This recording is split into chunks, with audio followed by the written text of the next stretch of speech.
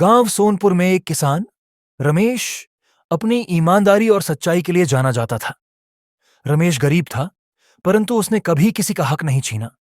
उसकी एक छोटी सी जमीन थी, जिसमें वह खेती करता और अपनी पत्नी और बच्चों के साथ खुशी से जीवन बिताता।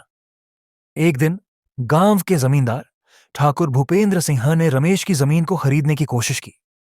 ठाकुर की नजर रमेश की उपजाऊ जमीन पर थी। रमेश ने साफ इनकार कर दिया, क्योंकि वह अपनी मेहनत की कमाई से अपने बच्चों का भविष्य संवारना चाहता था। ठाकुर को गुस्सा आया।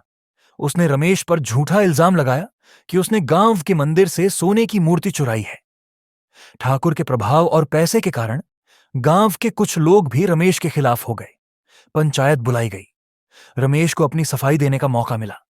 उसने पूरे विश्वास के साथ कहा, मैंने न चोरी की है, न कभी करूंगा।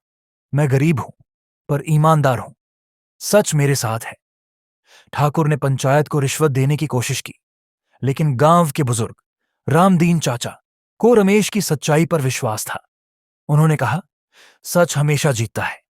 अगर रमेश चोर होता तो उसकी आंखों में यह विश्वास और ताकत नहीं होती। हमें सच्चाई की जांच करनी चाहिए। रामदीन चाचा ने मंदिर के पुजारी से पूछताछ की और सच्चाई का पता लगाया।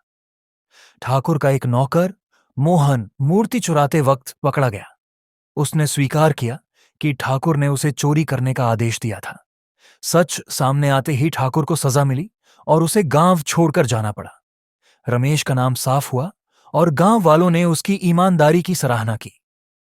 रमेश ने सबको यह संदेश दिया, सच्चाई को दबाया जा सकता है, पर हराया नहीं जा सकता।